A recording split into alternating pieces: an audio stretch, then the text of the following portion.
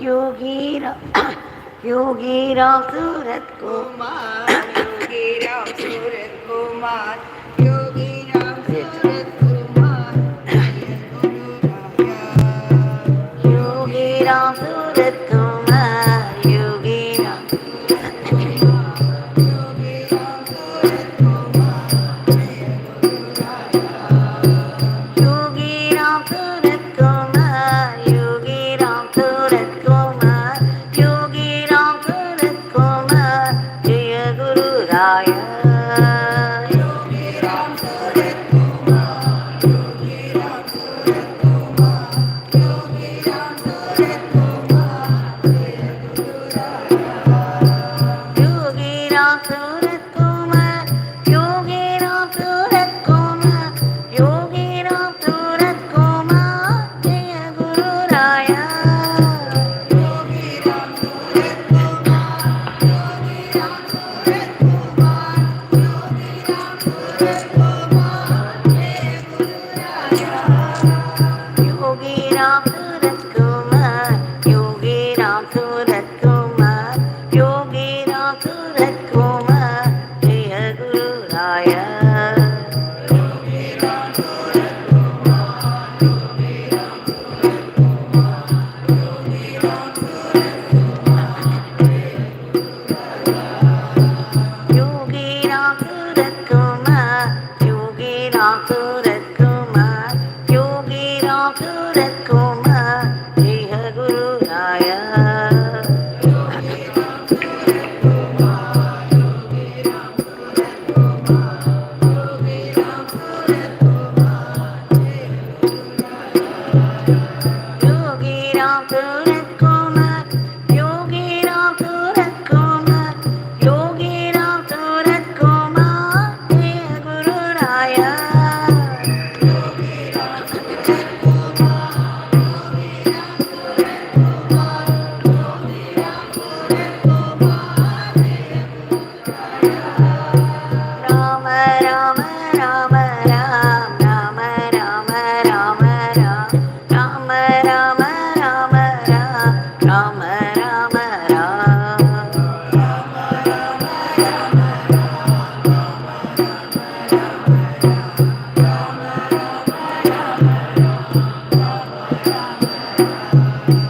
Rama Rama Rama Ram, Rama Rama Rama Ram, Rama Rama Rama Ram, Rama Rama Ram.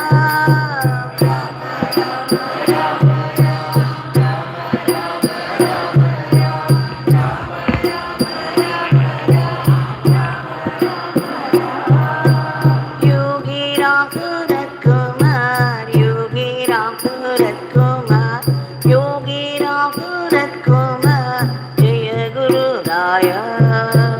Yogi Ram Surat Kumar, Yogi Ram Surat Kumar, Yogi Ram Surat Kumar, Jaya Guru Raya. Yogi Ram Surat Kumar, Yogi Ram Surat Kumar, Yogi Ram Surat Kumar, Jaya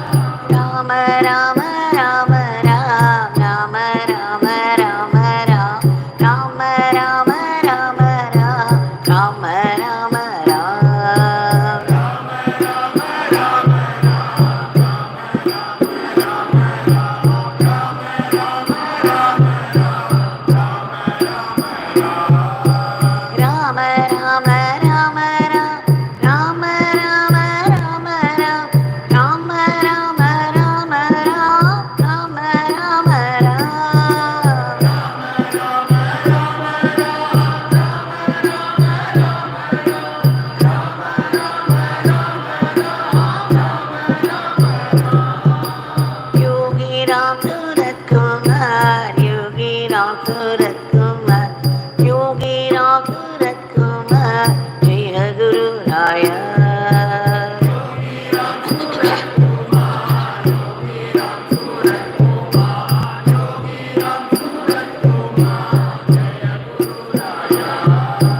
Yogi Ram Surat Kumar, Yogi Ram Surat Kumar, Yogi Ram Surat Kumar, Jaya Guru Raya.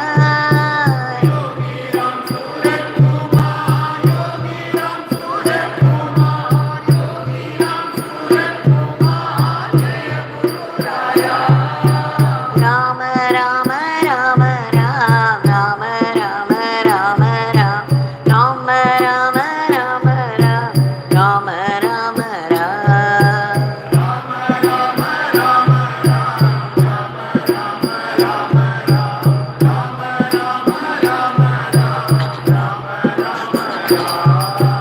Rama Rama Rama Ram, Rama Rama Rama Ram, Rama Rama Rama Ram, Rama Rama Ram.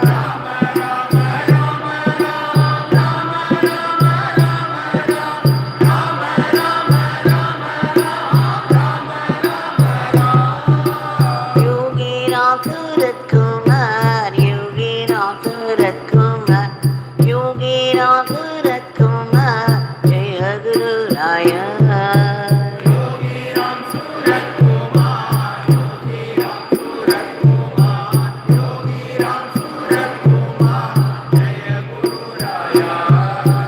Yogi Ram Surat Kumar, Yogi Ram Surat Kumar, Yogi Ram Surat Kumar, Jaya Guru Raya.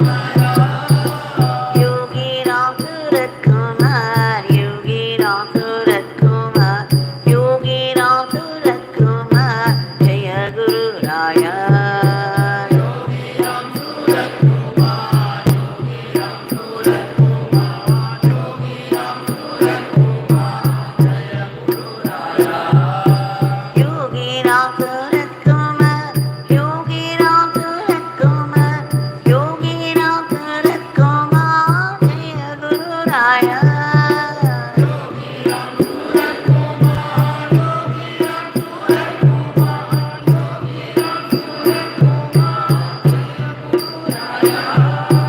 Rama Rama Rama Ram, Rama Rama Rama Ram, Rama Rama Rama Ram, Rama Rama.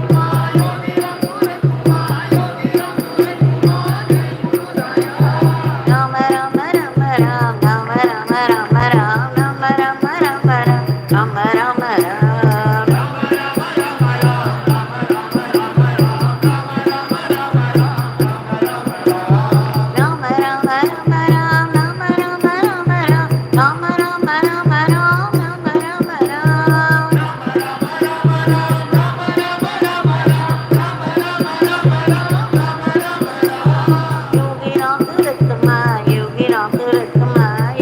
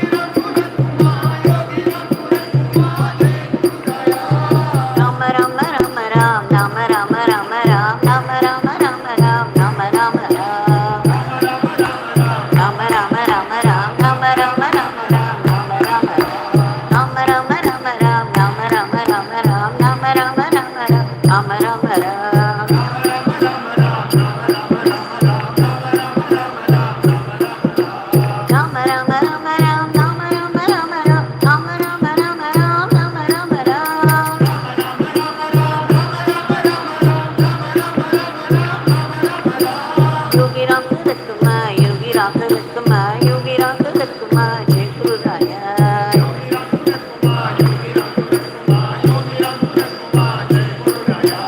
Yogi Ram तिलकमा Yogi Ram तिलकमा Yogi Ram तिलकमा जय गुरुराया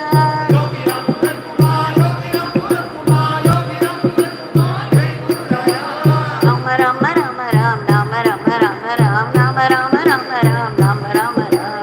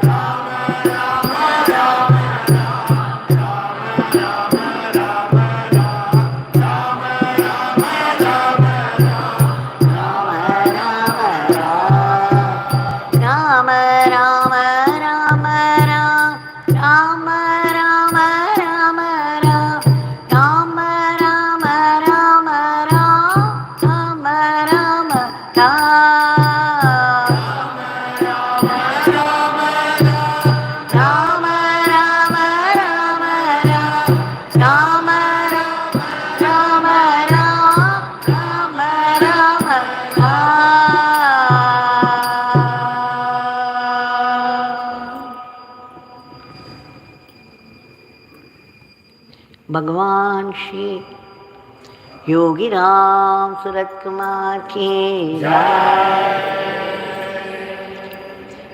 सर्वं Yogi Ram Surat कुमारार्पणम्।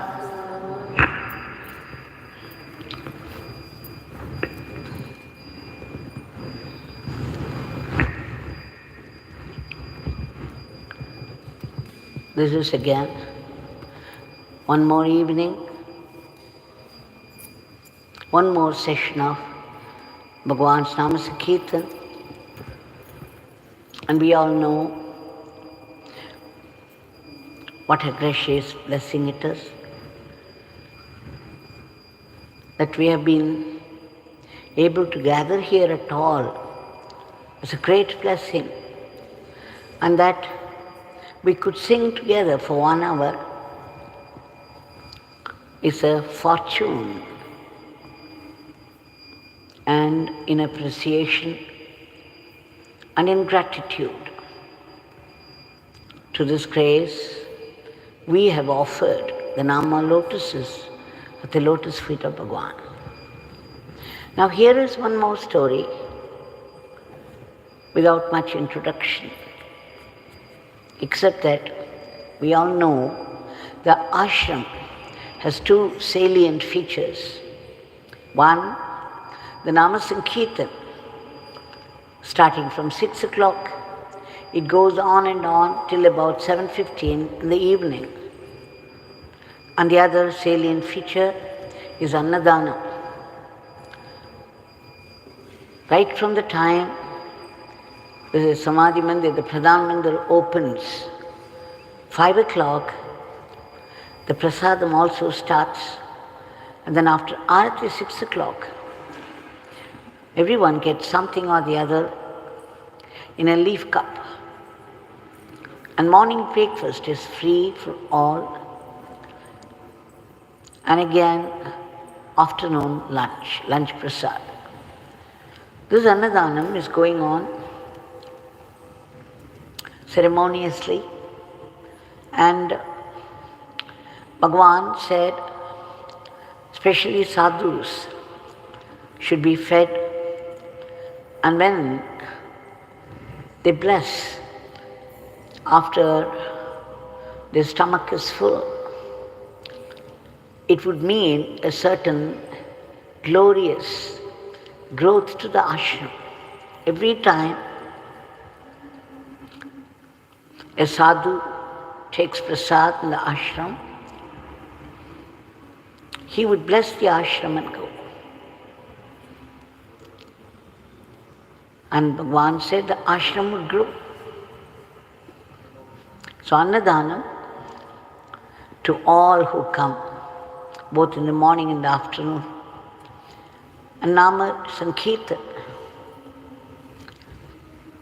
Now today we shall see one story where the glory of Annadana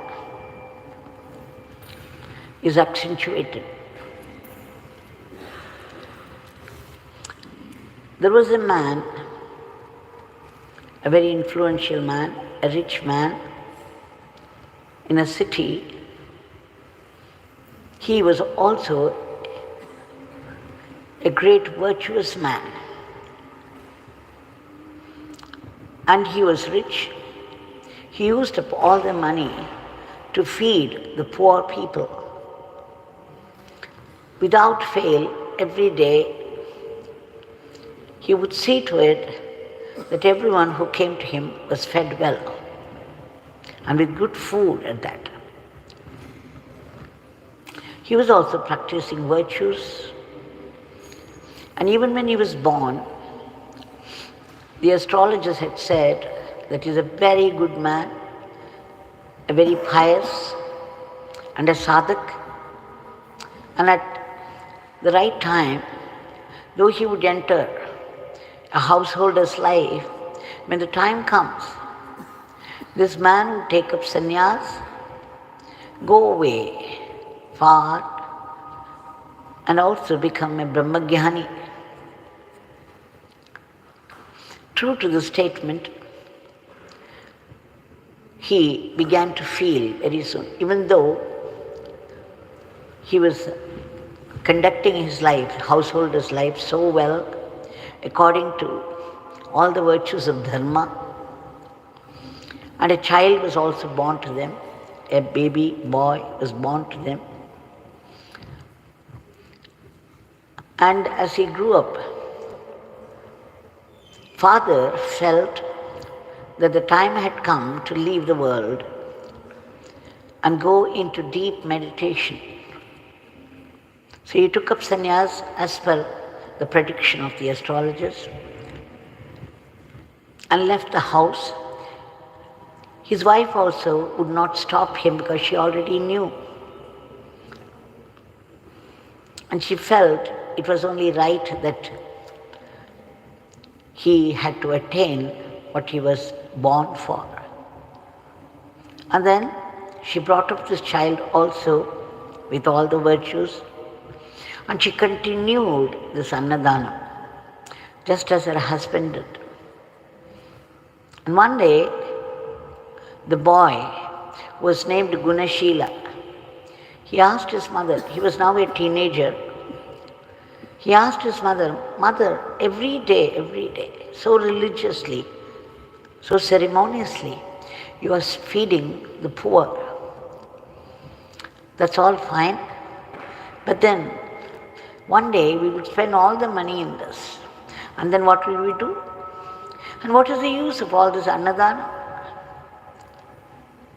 The mother said she did not know what the benefit of annadana was.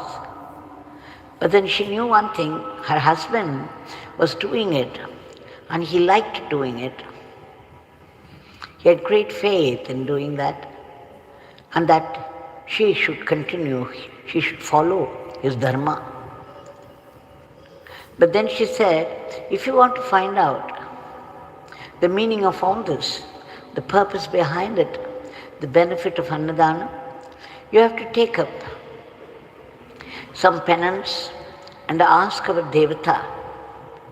Only a devata can tell you what it's all about. Then Gunashilan thought that he should pursue this further. So he told his mother that he would go away for some time, do tapas, and find out the answer for this question. And mother readily agreed. And she also packed up some food for him. See, what a mother, what a father, and what a son. I was wonderstruck when I read this. Now Gunashilan began to move on. When he went into the forest on the way, it was getting dark. And then he felt that he should spend the night there and not move, because there could be wild animals in the night, and there was no light at all. Those days there was no torch to carry. And then he was just thinking what to do. And suddenly a hunter appeared before him, and he said that he was living in a nearby hut. And he was surprised to see a young man walking into the forest when it was getting dark. And when Gunashilan told him the purpose of his visit, he said, okay, there is no hut at all anywhere near this except the one I have done for myself. And I live there with my wife. You can come and share that little space. I can also give you some food. Come. So he took Gunashilan to his place. And then his wife, my God, she's a different story altogether. She got wild seeing this man, that her husband should bring a guest also. There was very little food already. And he had brought a third man. And then she started shouting at him. But the hunter said, being a very good man, he said, you don't worry, you keep your share and give me my share, and I will share the little I have with him. I would not trouble you. And then he shared his food. And then the night, they had built up something like an attic, because it has to be up there. Down there, the wild animals and snakes could come. Now in the attic, there was just enough space for two people to rest. Now again the wife shouted, "Look, we may be old people, but then where would we go for space for a third man? I cannot spare my space." Again the hunter said, "Don't worry, I will not trouble you. I would share the little space of mine with him." And then somehow he managed to pack both of them inside. In the middle of the night, the wife suddenly the thought occurred to her that this young man might continue with them for quite some time and there was no food or space to share. So she thought, it's a forest. I could kill this man and nobody would ask, so that the hunter and I alone will be left. So when she got up, it happened in the middle where the hunter was sleeping. He got up and gave some more space to this man and pushed himself into a corner. Now in the darkness, she could not see who it was. She thought it was that young man, and she pushed the hunter down. The hunter fell down and he died. He was also eaten up by the wild animals which passed by. She didn't know, she had no idea at all that she had killed her husband. In the morning, when the young man got up, he realized what had happened and he was shocked. And he knew he could not spend one single more second there, and he rushed away. He felt very deeply for the hunter who gave him space and food, but he could do nothing about what happened. And then he proceeded. Now this time, there was another hut, and there was an old man with a staff in hand. And the old man said that his body was full of pain. He was not so well. Always there was something or the other wrong with him. And he never felt hungry, and that was the reason why he was sick. He could not eat. And then the old man asked him why he was going and where he was going. When Gunashilan said that he was going to do some tapas to find out from the Devata the answer for Annadana, the old man said, "You please find out from the Devata why it is so with my body that I am always sick. I always suffer because of that." He said yes and proceeded further. And this time there was a snake. In those days the snake also talked, I suppose. The snake said, "O passerby, I am blind. I cannot see. Will you please ask your Devata why I am blind?" He said yes and proceeded further. Now this time he came across a mango tree. It was laden with fruits. So happily went nearby, but every fruit was full of worms. They were very bad. And then the mango tree said, "Yes, it's always like that. The fruits I give, they're all very bad. They're full of worms. Why is this condition for me? Will you please ask your Devata this also?" The man said yes, and he proceeded further. And finally he came to a spot which was very nice, which was exactly what his mother described, the place of their Devata. So he went up the hill and sat in one place and went into deep meditation. When the Devata was pleased by his tapas, she appeared before him and asked what he wanted.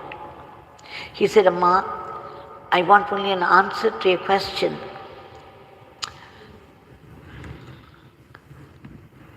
And then the Devata said, "Oh yes, you want to know the benefit of Annadana?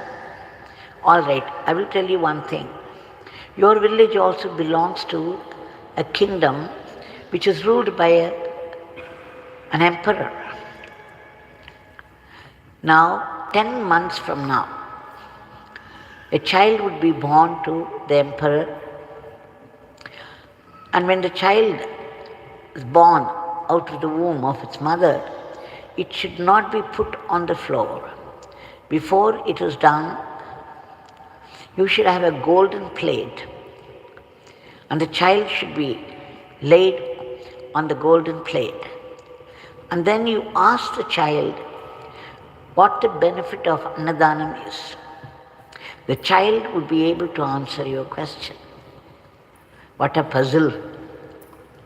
A riddle which he could not solve immediately, but he thought he would wait because he was even getting more curious about the whole thing.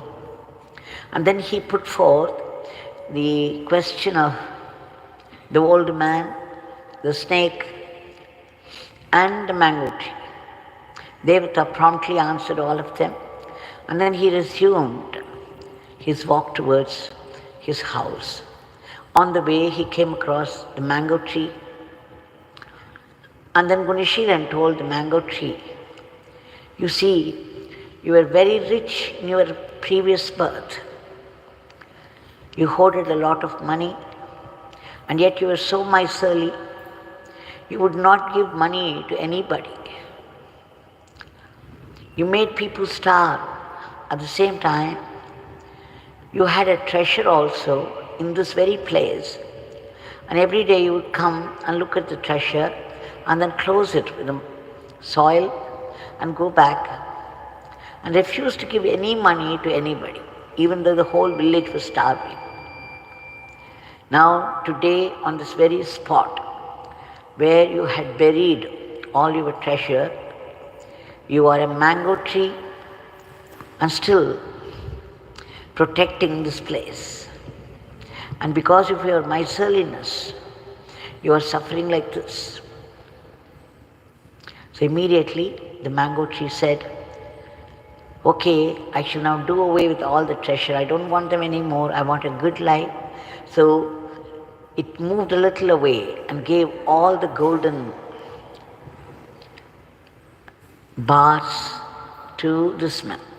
So Gunashila now collected quite a property, quite a bit of wealth from this mango tree. He was happy, and he proceeded further. When the snake asked him, he said, the Devata said, "You have a ruby, a precious stone in your mouth. If you spit it out, you will be able to see." And immediately it did that, and it was able to see. It was very happy, and it said, "You please take this with you."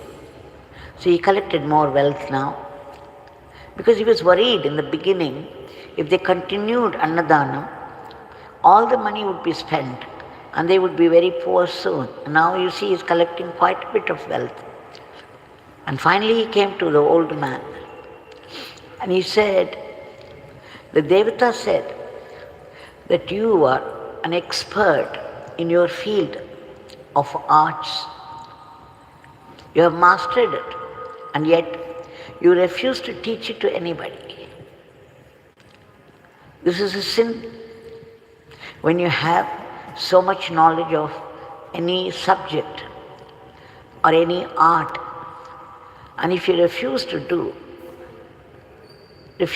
teach it to other people free, then this kind of result happens.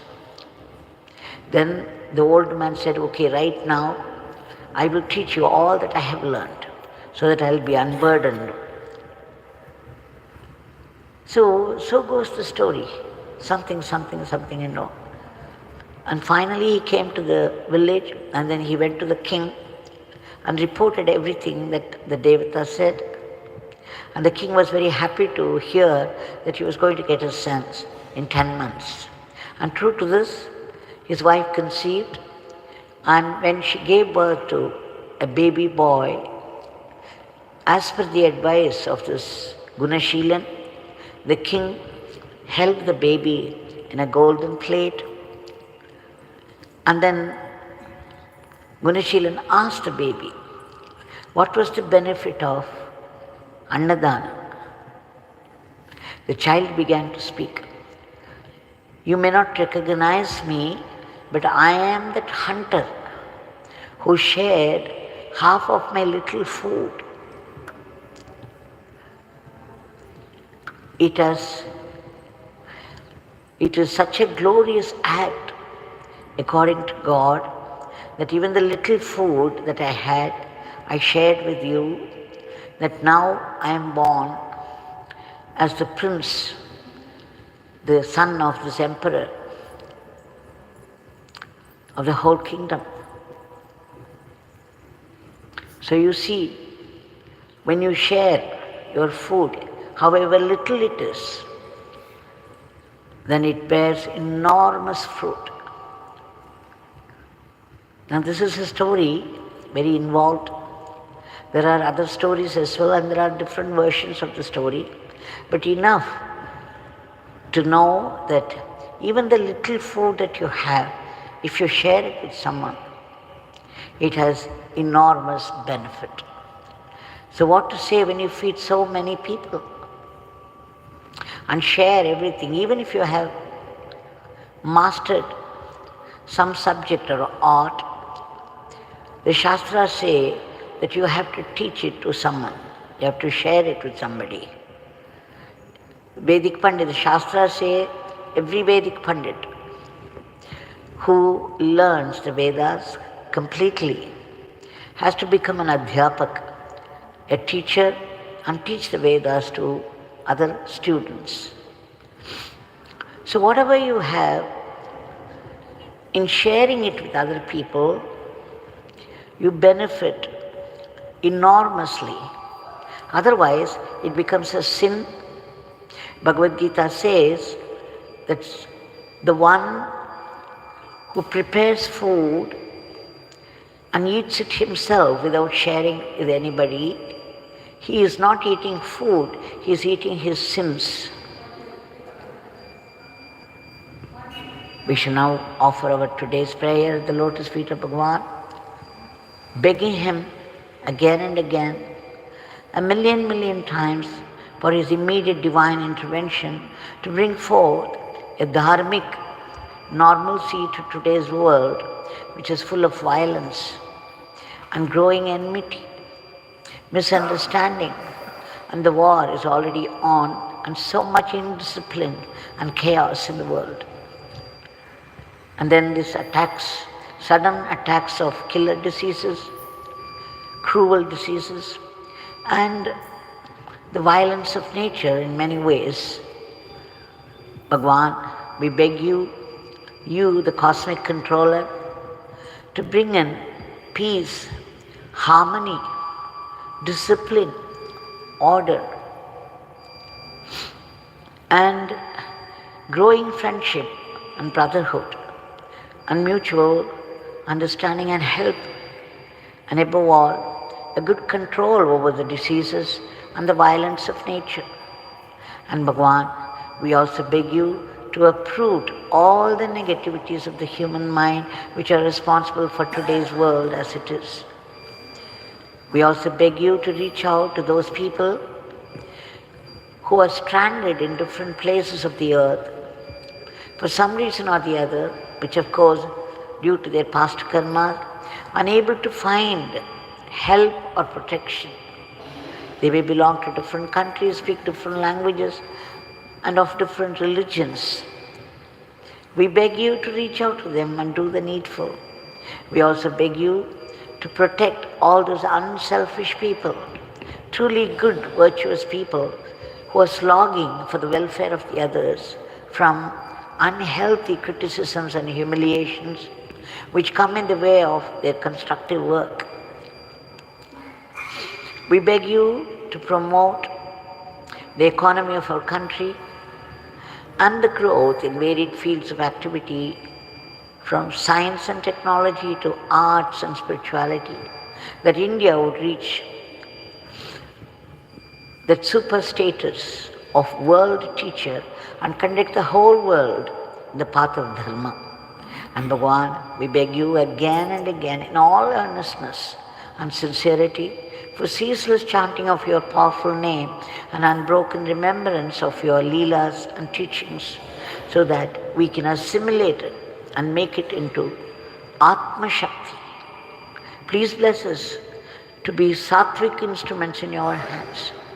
We are all instruments, but then we don't want to be evil instruments in your hands, in your eternal play of this drama of life. And please bless us to run our everyday life as an offering to you and not be caught by the snares of Maya.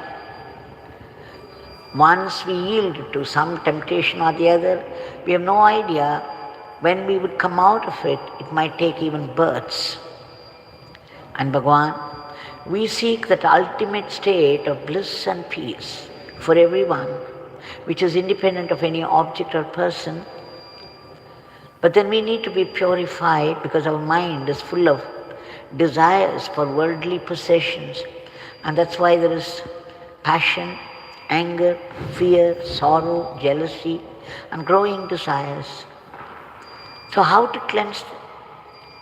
We take refuge in your powerful Nama, which is capable of destroying all the past sins, so that the dirt of the mind, which clings to our mind, could be scooped out, that we get purified, and then we would be able to feel the living, vibrant presence of yours everywhere and everything. And Bhagavan, please enable us to see it is your sankalpa that's behind all the happenings of life. And when we get a sudden attack of some past karma, everything misfires, everything goes wrong, and we collapse. We resent you, saying you have let us down. And then we begin to blame everyone else for our own failures, little realizing that we have invited it by our own karmas. But then you, loving and generous as you are, would see to it that we don't move away from you and convert all our adversities into great blessings as you have promised. Bhagavan, please bless us to be grateful to you always, even for the adversities of life. We seek your blessings for all the species of the cosmos, in whatever state of being, in whatever state of misery they are, to be lifted to a higher plane. And finally, we who have been finding all these solutions for endless problems of our lives, seek now the solution of the root cause of all that is evil, the root cause of the vicious cycle of births and deaths. That is the ego, the utter selfishness, the I and mine, the aham bhava. Bhagavan, please bless us with atma bhava and immortal life, an eternal living, an eternal servitude to you, that eternal supreme divinity. Jai Yogi Ram Sarkama.